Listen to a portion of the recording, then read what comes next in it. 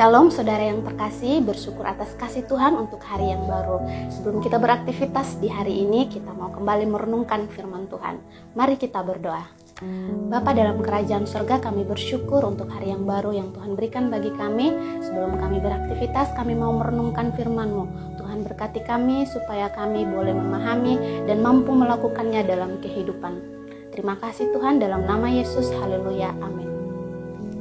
Saudara-saudara yang terkasih, judul renungan kita di pagi hari ini adalah Orang Tuaku, Sahabatku. Terambil dalam Efesus 6 ayat 1 sampai dengan ayat yang ketiga, berbunyi demikian. Hai anak-anak, taatilah orang tuamu di dalam Tuhan, karena haruslah demikian. Hormatilah ayahmu dan ibumu. Ini adalah suatu perintah yang penting, seperti yang nyata dari janji ini, supaya kamu berbahagia dan panjang umurmu di bumi. Saudara-saudari yang terkasih, kita akan melihat di bagian ayat yang pertama, di situ ada kata taat. Taat di sini adalah kalimat perintah, jenis aktif imperatif.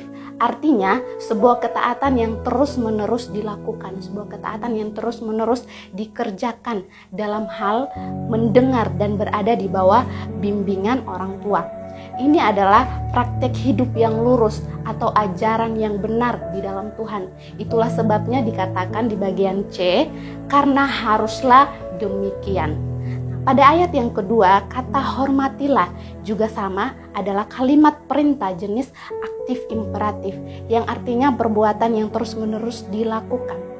Ayahmu dan ibumu adalah kedua orang tua yang layak dihormati dan dihargai, karena mereka adalah alat Tuhan untuk keberadaan kita. Artinya, karena orang tua kita sehingga kita ada, karena orang tua kita sehingga kita dilahirkan, bahkan kita dirawat dengan penuh kasih sayang. Saudara-saudari yang terkasih dalam Tuhan kita Yesus Kristus, mungkin dalam pikiran kita terlintas kata anak-anak di sini. Kata anak-anak di sini tidak merujuk kepada jumlah usia atau jumlah umur, melainkan semua yang tergolong dalam anak-anak, baik anak kecil, remaja maupun orang dewasa yang sudah menikah.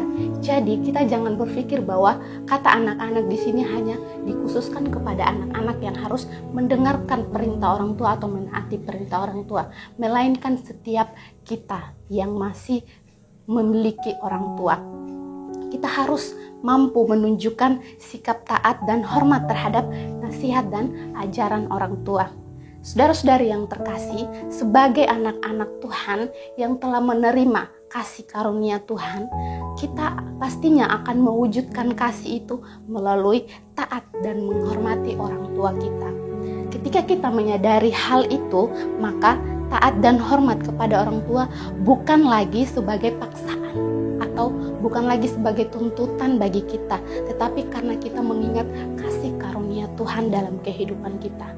Nah, dasar inilah yang membuat kita mengasihi orang tua kita dan menjadikan orang tua kita sebagai sahabat di dalam kasih Kristus. Dengan demikian, kita berbuat demikian, kita memperoleh berkat dari Tuhan. Demikianlah renungan kita di pagi hari ini. Biarlah kita boleh menjadi anak-anak Tuhan yang mengingat kasih Tuhan dan membawa kasih itu, mewujudkan kasih itu melalui taat dan menghormati orang tua dan menjadikan orang tua kita sebagai sahabat kita. Amin untuk firman Tuhan. Kita berdoa. Terima kasih Tuhan untuk kebaikan-Mu di pagi hari ini. Kami boleh diizinkan Tuhan untuk mendengarkan firman Tuhan sebelum kami beraktivitas. Biarlah Tuhan menuntun menyertai kami melalui firman-Mu, mengajarkan kami sehingga kami juga boleh melakukannya dalam kehidupan kami. Terima kasih Tuhan, di dalam nama Yesus Kristus kami berdoa dan mengucap syukur. Haleluya. Amin.